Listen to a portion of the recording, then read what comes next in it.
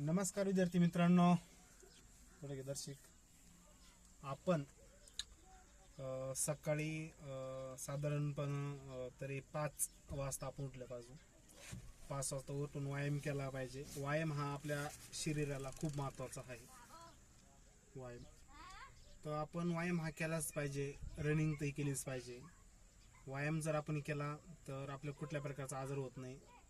आपल्या नसा होती मजबूत होतात आणि आपल्याला थकवा हा येत नाही. आपलं शरीर पूर्ण मोकळं होतं. तर व्यायाम हा केला पाहिजे. आपले छोटे मुलांना आपण लवकर उठवलं पाहिजे. 4-5 वाजता उठलं पाहिजे.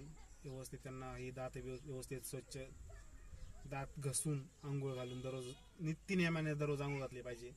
धुतलेले स्वच्छ कपडे मुलांना घालायला दिले पाहिजे. याच्यामुळे एक गोष्ट होते, आपल्या घरामध्ये कोणीही आजारी पडत नाही आणि मुलांनाही लवकर उठण्याची सवय लागते. लवकर उठणं हा चांगला आपल्या घरामध्ये आरोग्यदायी आहे. लवकर उठून आंघोळ करणं, दात घासून स्वच्छ वाढलेली नखं कापणे हा एक महत्त्वाचा पॉईंट आहे.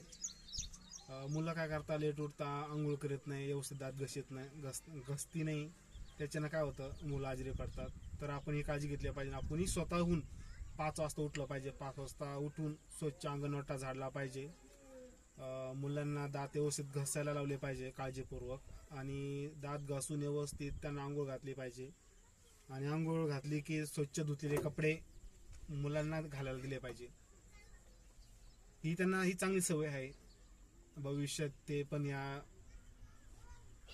5 वाजता उठतील. याच्यानं काय होतं, घर आरोग्यदायी होतं आणि या गोष्टी आपण अभ्यासाला पण वेळ भेटतो. रनिंग ही महत्त्वाची आहे. रनिंग ही केली पाहिजे. व्यायाम केला पाहिजे. त्याच्यामुळं व्यायामले महत्त्वाचा. व्यायाम हा प्रत्येकाने केला पाहिजे 4-5 वाजता उठून. धन्यवाद. नमस्कार.